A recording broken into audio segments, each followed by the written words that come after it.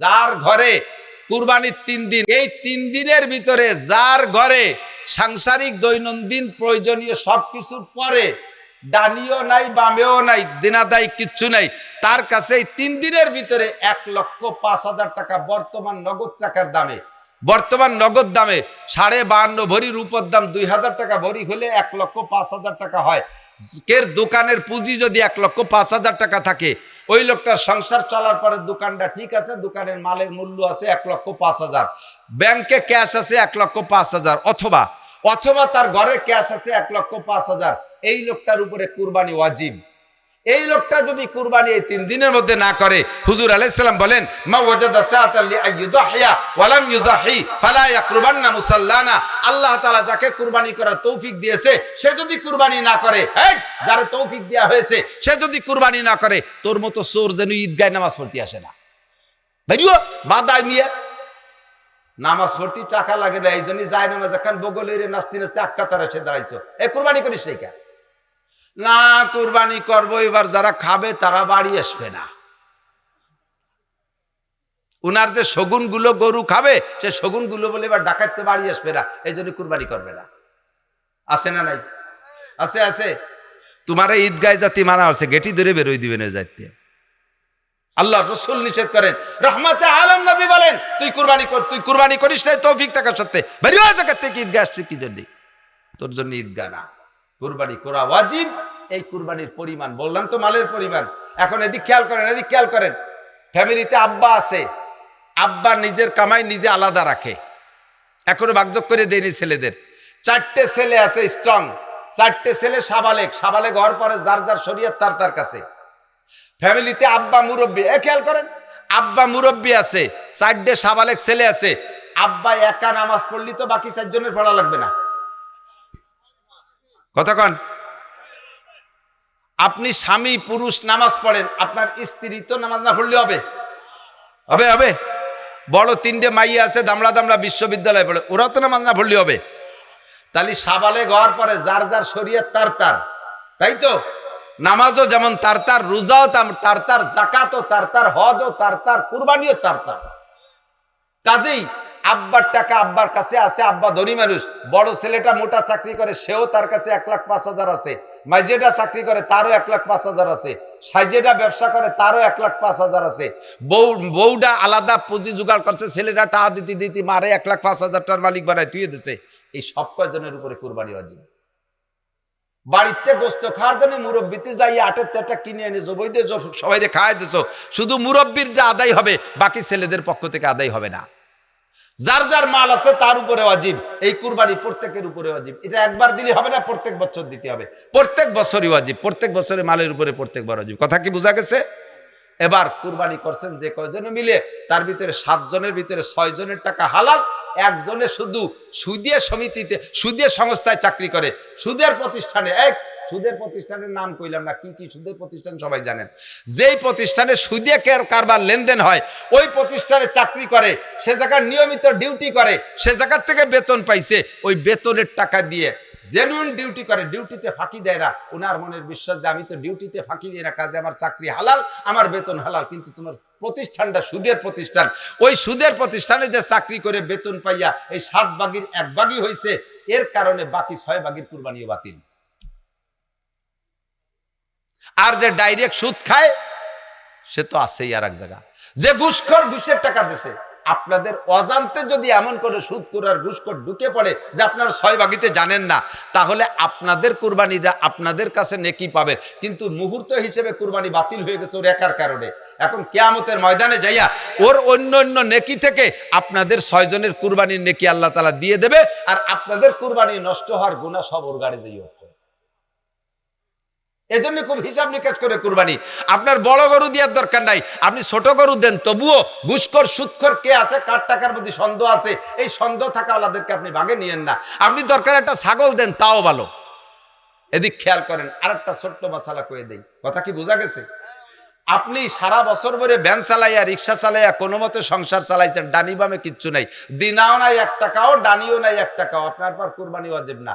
কিন্তু আপনি একটা বাছুর গরু গত বছর 1.5 বছরই একটা বাছুর আপনার সাউরি আপনার দেশে আইডিয়া বাছুর, তাই এনে ফালতি এবার কুরবানি হুন তো 2.5 বছর হয়ে গেছে বয়স, কুরবানি জায়েজ হয়ে গেছে, এইটা বাজারে বিক্রি করছেন 2 লাখ টাকা।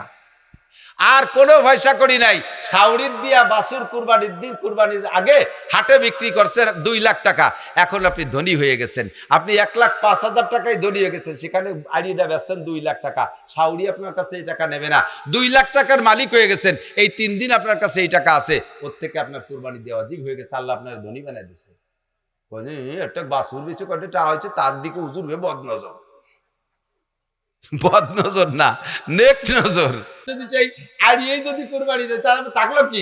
আল্লাহ কয় তোমার ওই 2 লাখ টাকার কাছে তো 2 লাখ টাকার কুরবানি চাচ্ছি না, তুমি ওই 2 লাখ টাকার মধ্যে 10,000 টাকা দিয়ে একটা ছাগল কিনে দাও, তাতেই তোমার হক আদায় হয়ে গেল। বাকি 1,90,000 টাকা তোমার থাক, আমি তো তোমার কাছে 2 লাখ টাকা দিয়ে আর একটা আইডি কিনে দিতে করছি না। কথা কি বোঝা গেছে? কুরবানি দিয়ে দেয় যারা, শটে খাটে কয়টা মশলা বলবো, আবার আরে কয় আর কথা কানার কাছে 2 চোহের কথা, এদিক তাকান। রাতভর ভালো ভালো ওয়াজ করবো, আপনারা বসবেন শুনবেন শিখবেন, তা ঠিক আছে, কিন্তু মাদ্রাসা লাগে নজর রয়েছে যে হুজুর কর্ণে কয়টা টাকা উঠাই দিবেন, এই টাকা না উঠাই দেওয়া পর্যন্ত তাকে জিভে পানি নেই। তবে টাকা কালেকশন করার জন্য মাহফিল না, মাহফিল হলো আপনাদের বয়ান শোনানোর জন্য, এদিক তাকান। যদি দেবেন, শেষে কোনো দুঃখ নেই, কিন্তু ওয়াজ শেষ পর্যন্ত হয়ে যাক। কষ্ট হচ্ছে আপনাদের? আমি এলে 1 ঘন্টা ওয়াজ করবো বলে নিয়ত করছি, তার মানে ঘন্টা দেড়েক হয়েই গেছে, টের পাই নিয়ে কোন ভাগে চলিয়ে গেছে টাইম, টের পাই না। তবে কয়টা মশলা শেখা জরুরি, যে কথা আমি আগে বলছি। হুজুর বলেন মজলিসু ফিকিন খায়রুম মিন ইবাদাতি 60 সানা। একটা খেয়াল করতেছেন আমার দিক, ইম্পর্টেন্ট, ভেরি ভেরি ইম্পর্টেন্ট জায়গায় চলে আসছি। এতক্ষণ পর্যন্ত হলো ফানাইছি, এখন হলো দোয়ানের সময়। গাই দোয়াতে আগে ফানানো লাগে না? এতক্ষণ ফানাইছি, এখন দোয়ানের সময়। এই সময় আতুন ছড়াই নিয়ে গেলে দুধ বাড়ি যাবে না, খেয়াল করেন এদিক। শুনতেছেন? কুরবানি করবেন হালাল টাকায় দিয়ে, 1 নম্বর। কুরবানি যাদের অজীব হয়েছে তারা কুরবানি করবেন, 2 নম্বর। 3 নম্বর হলো কুরবানির পশুর ভিতরে আপনার মাসালার দিকে খেয়াল করতে হবে। অনেকগুলো মাসালা আছে। আগে প্রথা দেখছি, আগে ছিল আমাদের ছোটবেলায় দেখছি যে মৌলবীরা জবই দিয়ে দিত, মোল্লারে কাল্লা দিত। মুরব্বীকে মনে আছে নাকি? এখন কি দেয় নাকি? দেয় না। এর জন্য পর্যাপ্ত ওয়াজ করছি, তা করি নেই। হয়তো কোনো একদিন কয়ে দিচ্ছি যে মোল্লারে কাল্লা দিলি কুরবানি হবে না, বাস আপনারা আমল করে ফেলেছেন। কেন এত তাড়াতাড়ি এই মশলাটার পর আমল করলেন কেন?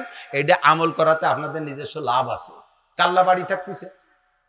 আর যদি বলি যে মানুষ মারা গেলে 4 দিনের দিন মিলাদ দিয়ে জিলাপি খা জায়েজ নাই, একটু খাতাম দুইন জিলাপি, তাও হুজুররা লাগছে, এই কথাটা মানতে রাজি না। কারণ এই জায়গা যদি এই মিলাদের নিষেধ মেনে নেন, তাহলে জিলাফির থেকে লস হয়ে যায়, এই জন্য মশলা মানা যাচ্ছে না। কিন্তু কুরবানি দিয়ে মোল্লারে কাল্লা দিতেন, এইটা নিষেধ করছে, এটা খুব তাড়াতাড়ি মেনে নিয়েছেন, কারণ মাথা থাকতেছে, গিলু থাকতেছে, খাওয়া যাচ্ছে। আল্লাহ তবু আমল করার তৌফিক দিক, বলেন আমিন। কিন্তু কুরবানির কাল্লা দেবেন না, কিন্তু যে হুজুর জবই দিয়ে দেবে, ওই হুজুরে 500-1000 টাকা দিয়ে দেবেন।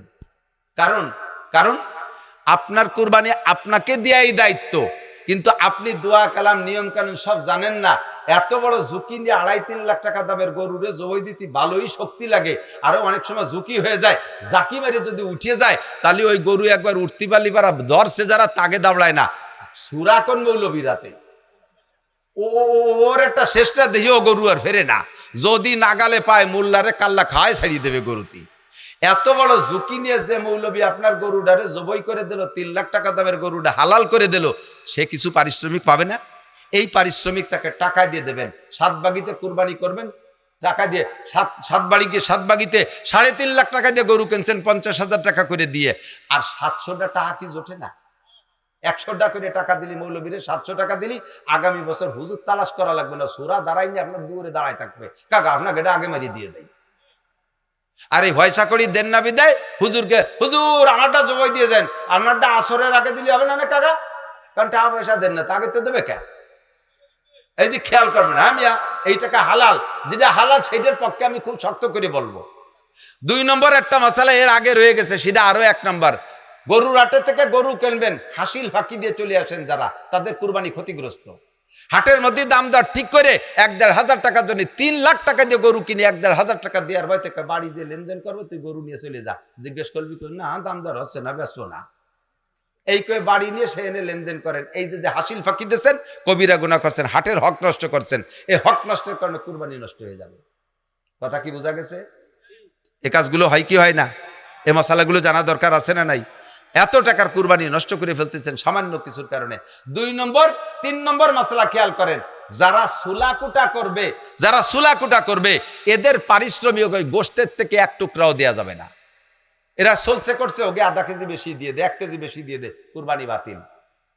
এদেরকে আলাদা করে টাকা দেবেন, নচেত ফি সাবিলিল্লাহ। অন্য সবাইরে যেমন গোশত দিচ্ছেন ওদেরকে সেরকম গোশত দেবেন, তার চেয়ে বেশি দিতে পারবেন না, এই পরিশ্রম করছে এর কারণে। হ্যাঁ, 100 টাকা দিয়ে দেন, সে 100 টাকা নিক, তারপরে তারে 5 কেজি বেশি দেন, কোনো দোষ নাই। কারণ এই 5 কেজি এমনি দিয়েছেন, তার কষ্টের বিনিময়ে তারা টাকা দিয়েছেন। যা কয় যে আমার ভাই বিরাদার স্বাস্থ্য ভাই, এরা কি টাকা নেয় নাকি? কেন নেবে না? টাকা দিলে এবার কিনা নেয় না? টাকা দিয়ে দেখেন নেয় না, না নেয়। আর যদি নাও নেয় তবু তারা বুঝাই দেবেন, ভাই আর কোনোদিন নিশার না নিস, এই টাকাটা তোর নিতে হবে, নাহলে আমার কুরবানি, নাহলে তোর গোশত তো বেশি দিতে পারতেছি না। তুই যদি গোশত একটু বেশি পাতিস স্বাস্থ্য ভাই হিসেবে, তাহলে এই 100 টাকা আগে নে, পরে গোশত নে। বুড়ি সাফ করতে দিতেছে 2 মহিলারে, তাকে সাথে কন্ট্যাক্ট করছে যে 3 ভাগের 1 ভাগ তোমার আর 2 ভাগ আমাকে। এই পারিশ্রমিক হিসেবে বুড়ি সাফ করাইছেন, ওই বুড়ি দিয়ে, বুড়ির অংশ দিয়ে, তাতে কুরবানি বাতিল হয়ে যাবে। তারে বুড়ি সাফ করার বিনিময়ে 100টা টাকা দেন, এরপরে বুড়ির অর্ধেক দিয়ে দেন, তাতে দোষ নেই। কথা কি বোঝা গেছে? মশালা, এই মশালাগুলো দরকার আছে না নাই? এই মশলা না জানা থাকার কারণে লাখ লাখ টাকার কুরবানি নষ্ট হয়ে যাচ্ছে। কাজেই হুজুর বলেন, মজলিসু ফিকিন খায়রুম মিন ইবাদাতিস সিত্তিনা সানা। আজকের মাহফিলটা আপনাদের কি ক্ষতিকারক হয়েছে না লাভজনক হয়েছে? উপকার হয়েছে কি হয় নাই? এই উপকার হয়েছে। বাঙ্গাসুরা ছোট্ট মসজিদ মাত্র রোজার কয়দিন আগে থেকে শুরু করছে। এই মসজিদ মাদ্রাসার উপলক্ষে মাহফিলের ইন্তজামটা হয়েছে। এর সাথে আর একটা কথা বলে যাই, এই যে আপনাদের মহল্লায় আস্তে আস্তে এখানে ফান্ড হবে, এতিম গরিব ছেলেরা আসবে, লিল্লা বোর্ডিং হবে, মাদ্রাসার অনেক কিছু প্রয়োজন হবে। আপনারা এই অঞ্চলের কুরবানির চামড়াটা মাদ্রাসায় দিয়ে দেবেন, বিক্রি টিক্রির দরকার নেই। চামড়ায় কয় টাকাই বা তা আপনি খাতি পারবেন না। কয় যে এলাকার গরিব গুরাবাগে হক আছে না? আছে হক, ঠিক আছে। আপনি এলাকার যে গরিবরে চামড়া দিচ্ছেন, সেই গরিব এই চামড়ার টাকা নিয়ে ব্যারাকের কিস্তি দেয়, আছে না নাই? কয় জায়গার চামড়ার টাকা গুছাই নিয়ে সেই গরিব সুদীর পার্ক লাগাই দিছে। আপনার চামড়া বিক্রি করার টাকা নিয়ে ব্যারাকের কিস্তি দেয়, আপনার চামড়া কুরবানির চামড়া বিক্রি করার টাকা নিয়ে সুদীর পার লাগায়। এটা আপনি কতটা খুশি হবেন আমি জানি না। আপনার কুরবানির চামড়া বিক্রি করার টাকা দিয়ে একখান কোরআন শরীফ কিনে মাদ্রাসার ছাত্ররা পড়বে, আপনার কুরবানির চামড়া বিক্রি করার টাকা দিয়ে 5 কেজি চাউল কিনে খাইয়ে তারা রাত্রে কোরআন পড়বে আর শেষ রাতে তাহাজ্জুদ পড়বে। আপনার টাকা দিয়ে ব্যারাকের কিস্তি দিলে আপনি খুশি হবেন নাকি কোরআন কিনলে খুশি হবেন? কাজেই আপনার এই কুরবানির চামড়া এদিক সেদিক না করে এদেরকেই দেবেন। এলাকার গরিবদেরকে দেওয়ার বহু কিছু আছে, সেইগুলো দিয়েন, এগুলো এদেরকে দিয়ে দেন। ঠিক আছে তো ইনশাআল্লাহ? এখন মাদ্রাসা শুরু হয়েছে একেবারে নিবু নিবু করে। কোন মাদ্রাসা, দারুল উলুম দেওবান মাদ্রাসা শুরু হয়েছে, একটা ডালিম গাছের তলে কোনো ঘর নাই। মোল্লা মাহমুদ দেওবান্দি উনি শিক্ষক, আর মাহমুদুল হাসান দেওবান্দি সে ছাত্র। এই একজন শিক্ষক একজন ছাত্র ডালিম গাছে নিয়েছে। সেই ডালিম গাছ আমি দেখিয়ে আসছি, 7টা মসজিদের ভিতরে ছিল। এরপরে এখন দারুল উলুম দেওবান্দ এত বড় যে আপনাকে ছেড়ে দিলে আপনি বিল্ডিং সবগুলো দেখে যে রুম থেকে বেরোয়েছেন সেই রুম আপনি খুঁজে পাবেন না। একটা শহর হয়ে গেছে। হাটাজারি এরকম ছিল, পটিয়া এরকম ছিল, গহরডাঙ্গা এরকম ছিল, ধীরে ধীরে বড় হয়। আজকে মাদ্রাসা শুরু হয়েছে, সুন্দর 75% জায়গা দিয়ে দিয়েছে আব্দুর রৌবাইরা দিয়েছে না, আব্দুর রৌবাইরা দিয়েছে। ওনার সাথে আমার অনেক আগের থেকে সম্পর্ক। আমার মুজিবর ভাইয়ের মাধ্যমে এখানে মাহফিল করতে আসতাম। 75% জমি দিয়েছে বলমারির গায়ে, শহরের শহরতলিতে। এই জায়গায় কি পরিমাণ দাম আপনারাই ভালো জানেন। কত বড় কুরবানি করছে। এই প্রতিষ্ঠানটা হোক, এটা কি আপনারা চান? একটু জান যারা, একটু আল্লাহকে হাত দেখাবেন মোহাব্বত করে, বেয়াদবি মাফ করবেন মুরব্বীরা। হ্যাঁ, হাবিব সাহেব। আর হাবিব সাহেবও 1 পাখি দিয়েছে। হাবিব সাহেবকে আপনি অসংখ্য ধন্যবাদ। কিয়ামত পর্যন্ত এখানে কোরআনের তেলাওয়াত চলবে, বাবা কবরে বসে নেকি পাইতে থাকবেন। খোদার কসম, চুল পরিমাণ সন্দেহ নাই, এর মধ্যে চুল পরিমাণ সন্দেহ নেই। আর এদিক তো আমরা এই মাদ্রাসার পক্ষে থাকবো না ইনশাআল্লাহ। উপকার করতে না পারলেও কমপক্ষে ক্ষতি করব না, এটা একটা উপকার। উপকার যদি সরাসরি করতে নাও পারি, ক্ষতি করব না, ক্ষতি না করার আর একটা উপকার। ঠিক কি ঠিক না? জমি থাকলে দেন, জায়গা থাকলে দেন, টাকা থাকলে দেন, চামড়া থাকলে দেন, পয়সা থাকলে দেন, কমপক্ষে একটা ছাত্র লুদিং রাখলেও রাখেন, একটা উপকার। তা যদি না পারেন কমপক্ষে সমালোচনা করেন, ব্যাঙ্গের ছাতার মতো হুট করে মাদ্রাসাটা উঠেছে।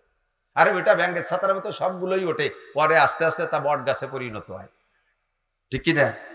তো এখন আপনাদের এখানে কিয়ামত পর্যন্ত প্রতিষ্ঠান চলবে। আল্লাহ আমাকে আপনাকে যে তৌফিক দিয়েছে, এই তৌফিক দিয়ে আমি আজীবন এর পাশে থাকবো। রাজি আছেন ইনশাআল্লাহ? আজীবন থাকতে পারবো না ইনশাআল্লাহ? তো আজীবন থাকা শুধু কথায় দিয়ে তো থাকবোই, তৌফিক অনুযায়ী প্রত্যেক বছরে এই মাদ্রাসার জন্য আমি 1000 টাকা বরাদ্দ করলাম। আল্লাহ পাক রব্বুল আলামিনই বলেন, ইয়া আইয়ুহান নাসুত্তাকু রাব্বাকুমুল্লাযী খালাকাকুম মিন নাফসিন ওয়াহিদাহ ওয়া খালাকা মিনহা যাওজাহা ওয়া বাত্তা মিনহুমা রিজালান কাসীরান ওয়া নিসাআ ওয়াত্তাকুল্লাহাল্লাযী তাসাআলুনা বিহি ওয়াল আরহাম ইন্নাল্লাহা কানা আলাইকুম রাকীবা। বলি আল্লাহু আকবার। সর্বপ্রথম মানুষ আল্লাহ তাআলা এক আদমকে বানাইছে, সেখান থেকে তার স্ত্রীকে বানাইছে, এরপরে সেখান থেকে হাজার হাজার লক্ষ লক্ষ কোটি কোটি মানুষ, বর্তমানেই প্রায় 900 কোটি মানুষ পৃথিবীতে, সবই আওলাদে আদম, আদম আলাইহিস সালামের সন্তান। বলি আলহামদুলিল্লাহ। তো আদম আলাইহিস সালাম কি MA পাস না BCS পাস? আদম আলাইহিস সালাম কি জেনারেল শিক্ষিত না আসমানি কিতাবের শিক্ষায় শিক্ষিত? আদম আলাইহিস সালাম কি সাধারণ পাবলিক না একজন বড় আলেম? সমস্ত ফেরেশতারা পর্যন্ত আদম আলাইহিস সালামের কাছে হার মেনে গেছে এলেমে, ঠিক কি ঠিক না? তো সর্বপ্রথম মানুষটা নবী, আর সর্বপ্রথম মানুষই আদম আলাইহিস সালাতু ওয়াস সালাম। আল্লাহ তাআলা তাকে নবী হিসেবে পাঠিয়েছেন। এরপরে ধারাবাহিক যুগে যুগে যখন যেমন প্রয়োজন, যে জামানার মানুষের যোগ্যতা যেমন, ওই জামানার মানুষের জন্য যেমন উস্তাদের দরকার, যেমন নবীর দরকার, আল্লাহ তাআলা সেরকম নবী পাঠিয়েছেন। কিয়ামত পর্যন্ত প্রযুক্তি, এদিক খেয়াল করেন, আজ থেকে 300-400 বছর আগের থেকেই বর্তমান যে প্রযুক্তি চলতেছে, প্রযুক্তির দৈনন্দিন উন্নতি আর অগ্রগতি, এটা 400-500 বছর আগের থেকে শুরু হয়েছে, তার বেশি আগের থেকে না। তো এখন থেকে দৈনন্দিন প্রযুক্তি খালি বাড়তেই তালে আছে। জ্ঞান বিজ্ঞানের কত চর্চা চলতেছে। মানুষ আকাশে ওড়ে, মানুষ বিমানে ওড়ে, মানুষ চাঁদে যায়, মানুষ মঙ্গল গ্রহে যায়, মানুষ কম্পিউটার বানায়, মানুষ ইউটিউব বা চ্যানেল বানাইছে, মানুষ ক্যামেরা বানাইছে, জায়গায় বসে সুইচি বাটনে চাপ দেয়, হাজার হাজার মাইল দূরে যাইয়া সে জায়গা যাইয়া বোমা পড়ে সে জায়গায় ধ্বংস করে দেয়। সব মানুষের গড়া প্রযুক্তি। এই বিজ্ঞানীর যুগে আগের কোনো নবীকে পাঠাইলে এদের সাথে লড়াপেটা করে টিকা বড় কঠিন হতো। এই জন্য আল্লাহ তাআলা আখেরে শেষ করে বাছাই ছাঁটাই করে এই বিজ্ঞানী প্রযুক্তিবিদ উম্মতকে শিক্ষা দেওয়ার জন্য এদের সামনে টিকে থাকার মতো একজন নবীকে বাছাই করে রেখেছেন। তিনি বিশ্বনবী মুহাম্মদুর রাসূলুল্লাহ সাল্লাল্লাহু আলাইহি ওয়াসাল্লাম।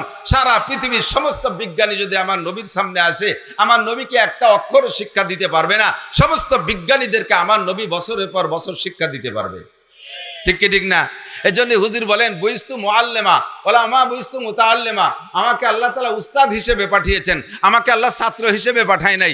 দুনিয়ার কেউ বলতে পারবে না নবীর জন্ম থেকে নিয়ে মৃত্যু পর্যন্ত যে নবীকে একটা অক্ষর শিক্ষা দিয়েছে দুনিয়ার কোনো মানুষ।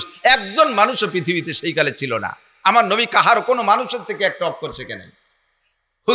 হুজুর সবাইকে শিখাইছেন। এই বিজ্ঞানী উম্মতের জন্য যেমন নবীর দরকার, সেরকম নবীকে আল্লাহ তাআলা পাঠিয়েছে।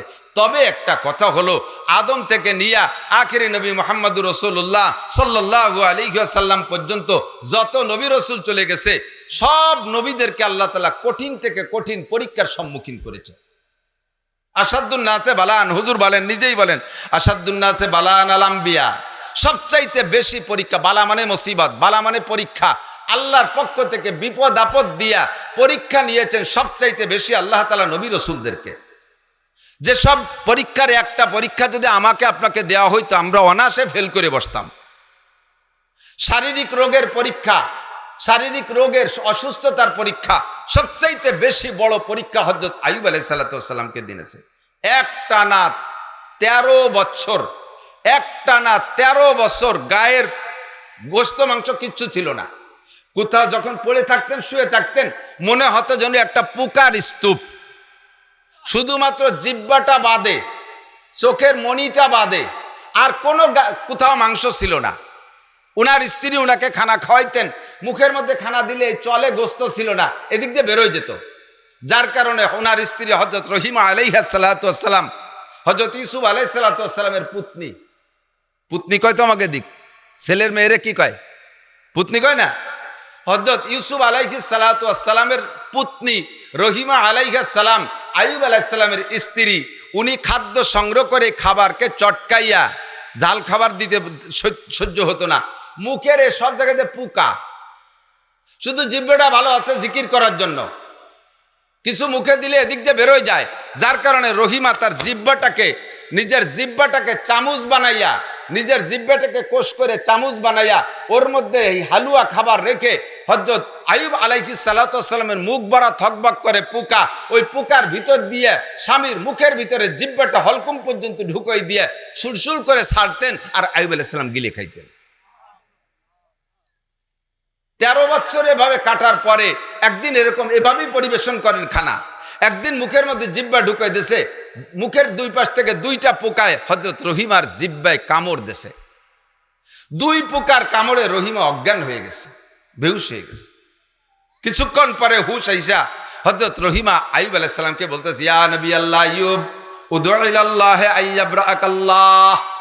ওগো আল্লাহর নবী আইয়ুব, আপনি আল্লাহ, আপনি মুস্তাজাবুদ দাওয়াত, সমস্ত নবীদের দোয়া আল্লাহ পাক কবুল করেন, আপনিও মুস্তাজাবুদ দাওয়াত, আপনার দোয়া আল্লাহ কবুল করবেন। আপনি এত কষ্ট সহ্য করেন কিভাবে?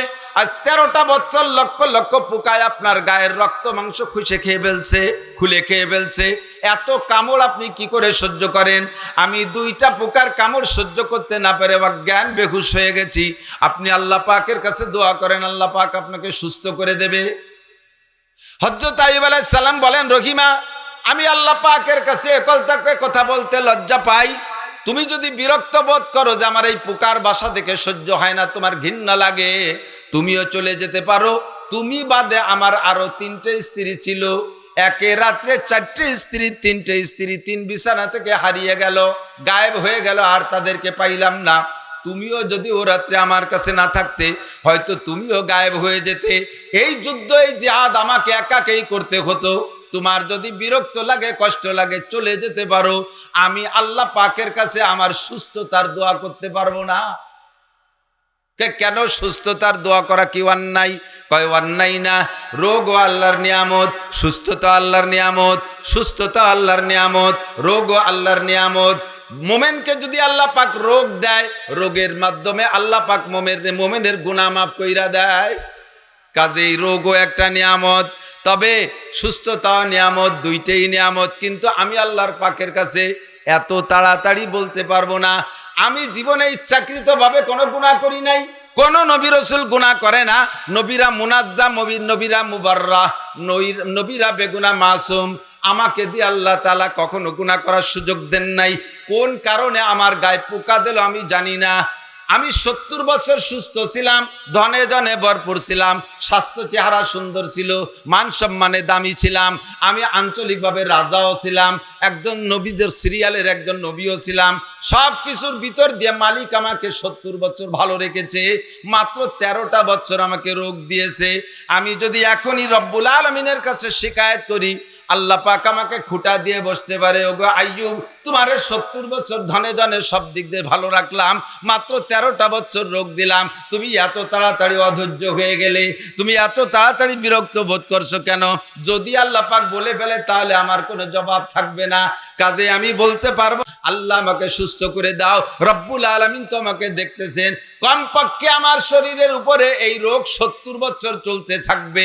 70-এ যখন সমান হবে, তারপরে বলতে পারবো আল্লাহ সুস্থ রেখেছিলে 70, রোগও দিয়েছে 70, 2 নিয়ামত সমান সমান হয়েছে।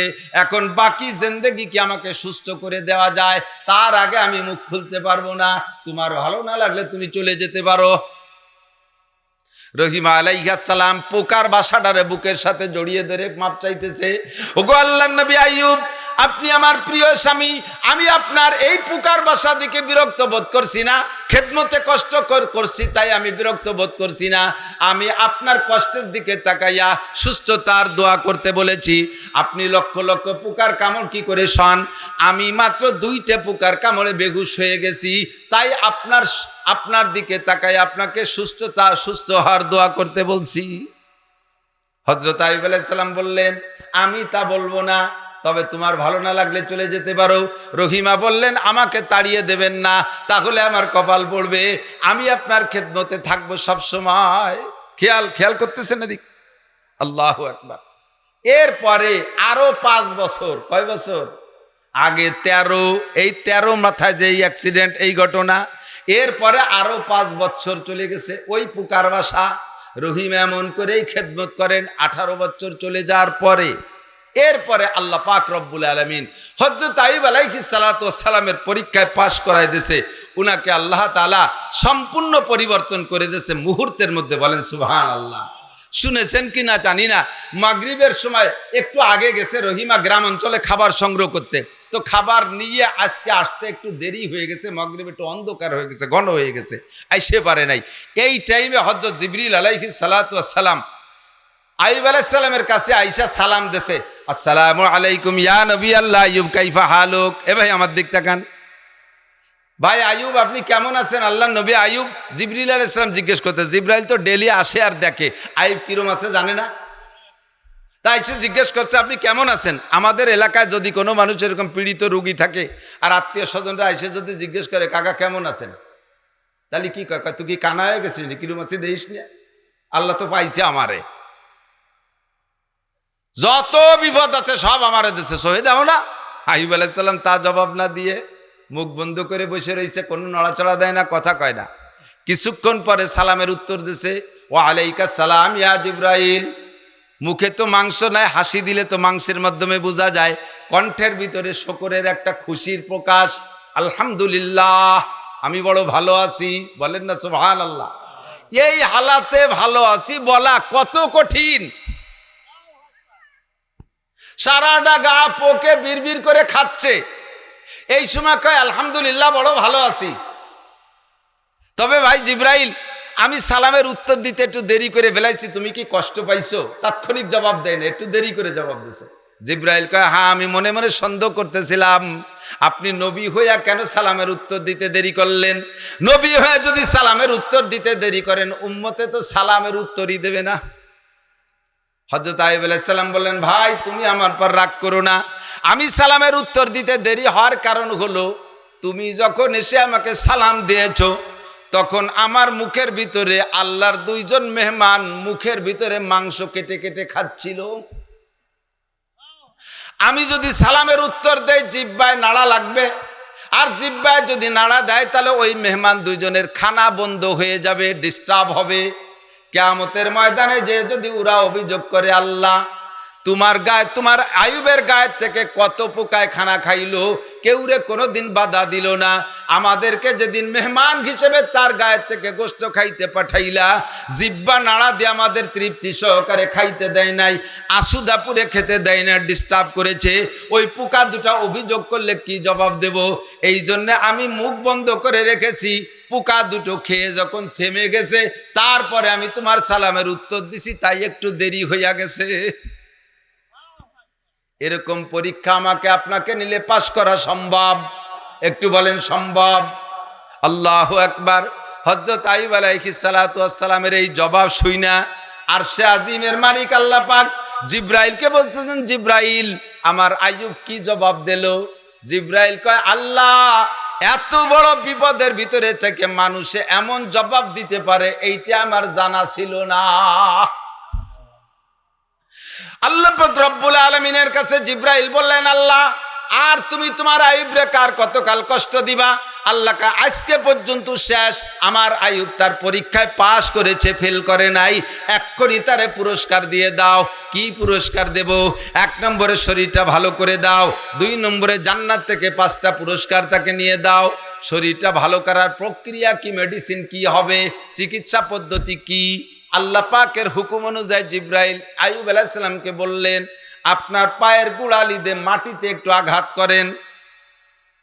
18 বছর পর্যন্ত পোকার বাসা হয়েছিল, এত পোকার কামড় খাইছে, আইয়ুব আলাইহিস সালাম কোনোদিন চোখ থেকে পানি ফেলাই নাই, কাঁদে নাই।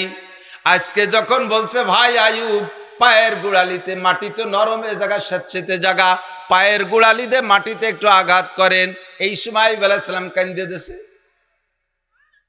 জিবরাইল বলেন, কেন কষ্ট পেয়েছেন আমার কথায়, কাঁদছেন কেন ভাই আইয়ুব? আইয়ুব আলাইহিস সালাম বলতেছে, ভাই কাঁদছি তার কারণ হলো আমাকে আপনি পায়ের গোড়ালি দিয়ে আঘাত করতে বলছেন, আমার পায়ে তো গোড়ালি নাই, আমি কি দিয়ে আঘাত করব? জিবরিল বললেন, ওয়াল্লাযীনা জাহাদু ফীনা লানাহদিয়ান্নাহুম সুবুলানা ওয়া ইন্নাল্লাহা লামাআল মুহসিনিন। আপনি একটু চেষ্টা করেন, বাকিটুক আল্লাহর আরশে আজিমের মালিক করবে। তবে প্রাথমিক চেষ্টাটা আপনার করতে হবে। পায়ে গুড়ারি নাই, শুধু হাড্ডি বেরোয় গেছে, হাড্ডি দিয়ে মাটির পার কোনো মতে রাখছে, নরম জায়গা একটু নিচু হয়েছে, বাকিটুক আল্লাহ শুরু করে দিছে জান্নাতি পানির ফোয়ারা জারি কইরা দিছে। জিবরিল আলাইহিস সালাম কাদা দিয়ে হাউস বানাইয়া পানি আটকায় ফেলছেন। এরপরে বললেন এখান থেকে একটু খান, একটু পানি খাইলেন, খাওয়ার সাথে সাথে গায়ের সব পোকা পড়ে গেল, মুহূর্তের মধ্যে একটা পোকাও জায়গা নাই। বাকি পানি ছিটাই আপনি গোসল করেন, ওখান থেকে হাতে তো এখনো মাংস আসে নাই, ওই হাতের হাড্ডি দিয়ে ভাবে ছিটাই ছিটাই গায়ে একটু পানি লাগাইছে, মুহূর্তের ভিতরে 1 সেকেন্ডও দেরি হয় নাই। কোনো সিজারের অফিসার ডাক্তার লাগে নাই, মেডিকেল সায়েন্সের কোনো ডাক্তার কবিরাজ লাগে নাই, মুহূর্তের ভিতরে আরশে আজিমের মালিক ওই পানির মাধ্যমে হযরত আইয়ুব আলাইহিস সালামের দেহকে আগে যেমন ছিল হুবহু তেমন বানায় দিছে। রহিমা তখন আইসে পারে নাই, উনি সেই গ্রামে রয়েছে, খাবার নিয়ে আসেনি, শরীর সুস্থ এবং আগের চাইতে সুঠাম বডি, শক্তি সামর্থ্য সবকিছু সুন্দর, গায়ের রং দ্বিগুণ ভালো হয়ে গেছে, কন্যা সুবহানাল্লাহ, সবকিছু ওকে। এবার জান্নাত থেকে জিব্রাইলকে দিয়ে আল্লাহ তাআলা একটা ব্রিফকেস পাঠাইছে।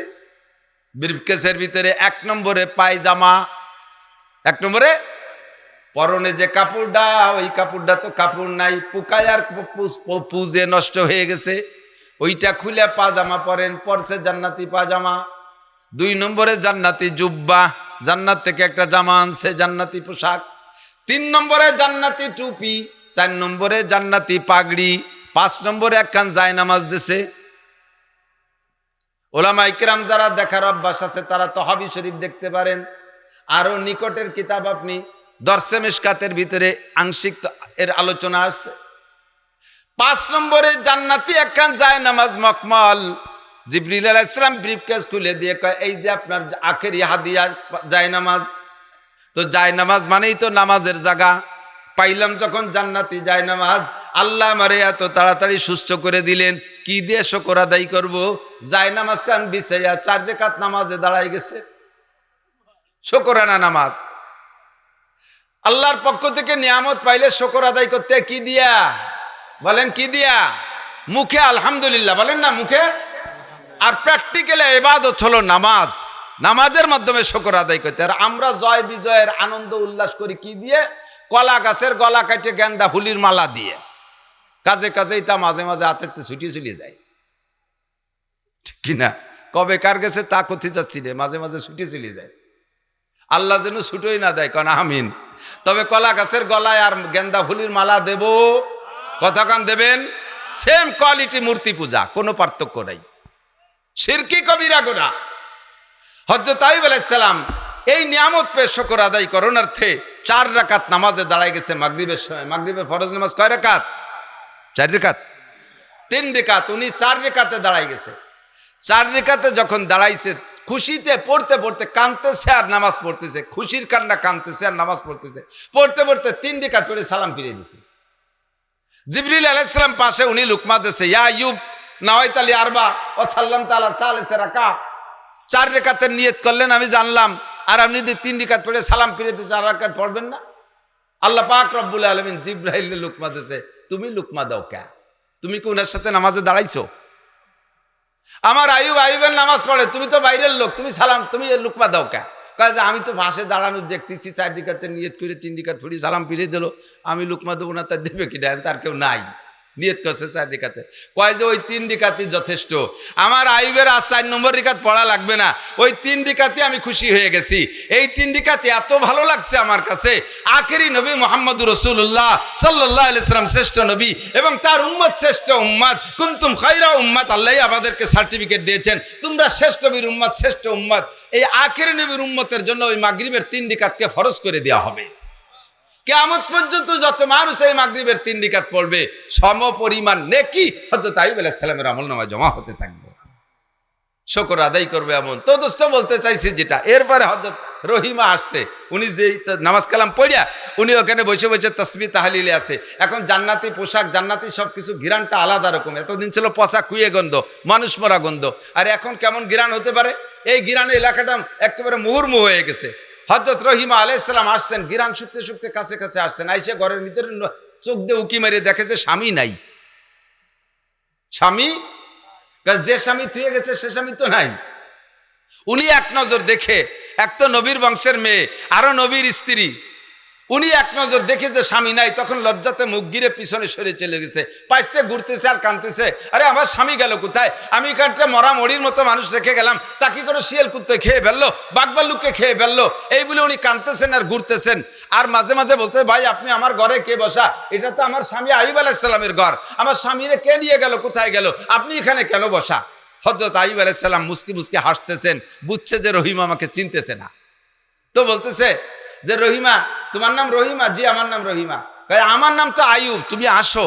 ভাই আপনি ধোঁকা দিবেন না, আমার স্বামী যে আইয়ুব তিনি নবী, এখানে একটু আগে আমি রেখে গেছি পোকার বাসা, সেই লোকটা মুহূর্তের ভিতরে এরকম কিভাবে ঘটনা তো বুঝতে পারলাম না। তখন আইয়ুব আলাইহিস সালাম বলতেছেন, তুমি কি আইয়ুব আলাইহিস সালামের কোনো অংশ, কোনো কিছু, সেই 18 বছর আগের যে চেহারা তা কি তোমার মনে আছে? কয় যে আমার কিছু কিছু আছে। কয় তুমি বেড়ার ভাগ দিয়ে একটু উকি মারিয়ে দেখো, যদি কোনো অঙ্গে মেলে তাহলে তুমি কাছে আসো, বাকি কথা বলি, নইলে আমি চলে যাই, তুমি এসে তোমার ঘরে স্বামীর অপেক্ষা করো। উনি উকি মারিয়ে দেখে কপালটা একটু মেশে, নাকটা এই 18 বছর আগে ছিল, তাতে এতদিন মনে থাকার কথা না, পোকার বাসা হয়ে গেছে। আস্তে আস্তে আস্তে আস্তে এক একটা অঙ্গ ওনার চোখে ভাসতেছে, আর দেখে যে সম্পূর্ণই মিলে গেছে। তখন কাছে আসে, ফামা বালুকা ইয়া নবী আল্লাহ, আল্লাহ নবী কি ঘটনা, ঘটনা কি, এই মুহূর্তের ভিতরে কি হলো? যে এইভাবে ঘটনা ঘটে গেছে। ওর উনি তো নবীর বংশের মেয়ে, উনি নবীর স্ত্রী, আল্লাহর পক্ষ থেকে এমন ঘটনা ঘটলে বিশ্বাস করতে তার দেরি হওয়ার কথা না। কথা বলেন, সাথে সাথে বিশ্বাস করে নেছে। তাহলে আপনি আল্লাহর দেয়া নিয়ামতের বিনিময়ে শুকর আদায় করছেন কি দিয়া? কয় সাল্লাতু সালাসা রাকা, আমি 3 রাকাত নামাজ পড়েছি। কয় যায় নামাজ খান আমাকে দেন, আমিও 3 রাকাত পড়ি। হযরত রহিমা 3 রাকাত পড়লেন, আল্লাহ পাক বললেন তোমার 3 রাকাতও যথেষ্ট হয়েছে, পছন্দ হয়েছে, তোমার 3 রাকাত আমি কিয়ামত পর্যন্ত এই একই নামাজ মাগরিবের সময় কিয়ামত পর্যন্ত নারী পুরুষ সকলের উপরে ফরজ করে দিলাম। আখিরি নবীর উম্মতের জন্য সব মানুষ নামাজ পড়ে যে নেকি পাবে, তারা তো নেকি পাবেই পাবে, সমপরিমাণ নেকি তোমাদের দুইজনকে দেয়া হবে। আল্লাহু আকবার। বলতে যে অনেক লম্বা হয়ে গেল, কিসসাটা পুরো বললাম, আসলে চলে যাব যে জায়গা। বলতে চাইছি আসাদুন নাসে বালান আল আম্বিয়া, আমাকে একটুক না, আমার এই কুকসি তিয়ারটা 20 ফুড়া হয়েছে। নিয়মিত মসজিদে যাই আমি, কুচকি তিয়ারটা 20 ফুড়া হয়েছে, হাঁটু গিরের নিচে একটা 20 ফুড়া। 20 ফুড়া তো একটু বেকায়দা জায়গা, আ জায়গা কু জায়গায় বেশি হয়, একেবারে যে জায়গা দেহানো যায় না সেই জায়গা দিয়ে একটা 20 ফুড়া, এইরকমই তো বেশি হয়। তো সব জায়গা ভালো, একটা 20 ফুড়া হয়েছে, এর কারণে মসজিদে যায় না। কি হয়েছে? 20 ফুড়া, 20 ফুড়ায় আমার মসজিদ থেকে ঠেকাই ফেলে। কথা কোন ঠিক কি ঠিক না? হাঁটুর ব্যথায় মসজিদ থেকে ঠেকাই ফেলে, একটু জ্বরে আমারে মসজিদ দিতে ঠেকাই ফেলে, একটু ঠান্ডা কাশ লাগলে মসজিদ দিতে ঠেকাই ফেলে। তাহলে আমাকে ওইভাবে পরীক্ষা নিলে আমার পাশ করা সম্ভব না। আসাদুন নাসে বালান আল আম্বিয়া, এরকম বলতে গেলে সব নবীর ইতিহাসের পিছনে এরকম হাজারো ঘটনা রয়েছে।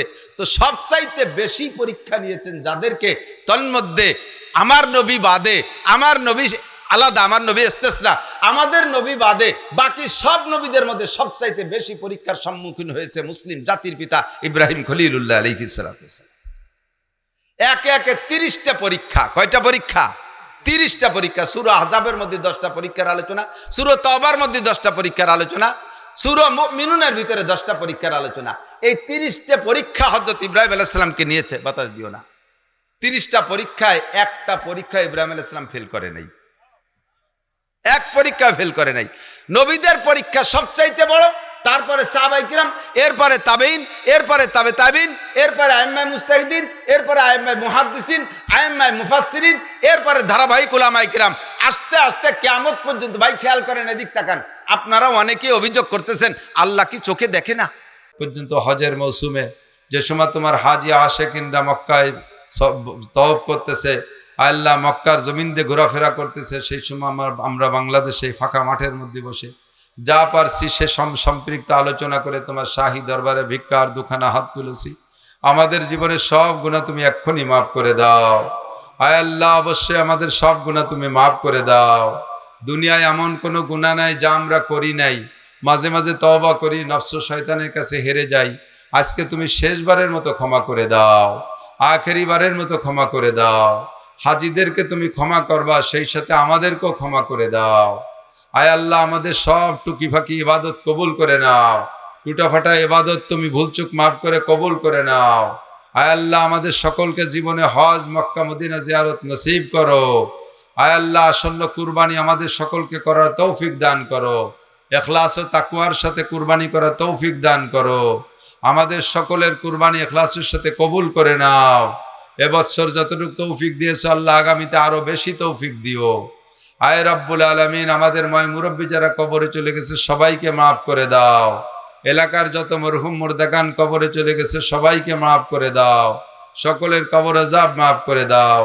এই এলাকার অত্যন্ত মহাব্বতের আমার একজন মানুষ ছিলেন মজিবর দারোগা সাহেব। আয় আল্লাহ উলামায়ে কেরামকে ভালোবাসতেন, দাওয়াত ও তাবলীগের কাজ করতেন।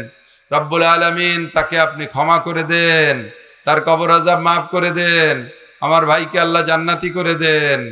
আয় আল্লাহ আরো অনেক মহাব্বতের মানুষ, শরীফ ডাক্তার চলে গেছে, অত্যন্ত মহাব্বতের মানুষ, তারে আপনি মাফ করে দেন, শহীদি দরজায় জান্নাতি করে দিয়েন।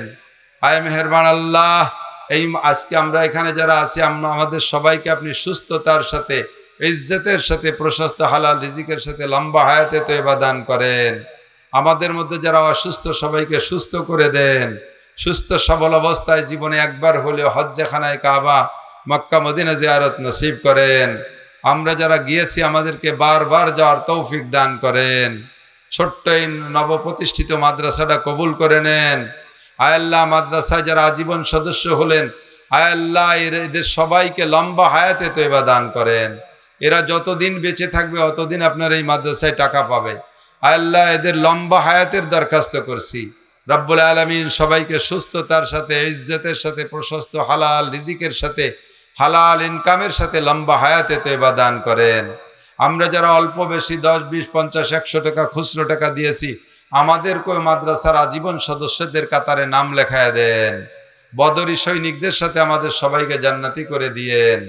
আয় আল্লাহ জাগাদাতা, জমিদাতা, ঘর বাড়ি যারা করেছেন সকলকে আপনি কবুল করে নেন। এগুলো সদকায়ে জারিয়ার দফতরে কবুল করে নেন। এগুলো কিয়ামত পর্যন্ত জান্নাত নেকি যাওয়ার পথ খুলে দিয়েন। আয় আল্লাহ এলাকার মানুষকে মাদ্রাসামুখী করে দেন। আয় আল্লাহ বাংলাদেশকে সকল প্রকার ষড়যন্ত্রের হাত থেকে হেফাজত করেন। অমুসলমানদের আগ্রাসন থেকে বাংলাদেশকে হেফাজত করেন। আয় আল্লাহ আমাদের দোয়া আপনার হাবিবের তোফাইলে কবুল করে নেন। সাল্লাল্লাহু তাআলা আলা খায়রি খালকিহি মুহাম্মাদিন ওয়া আলিহি ওয়া আসহাবিহি আজমাইন বিরহমাতিকা ইয়া আরহামার রাহিমিন।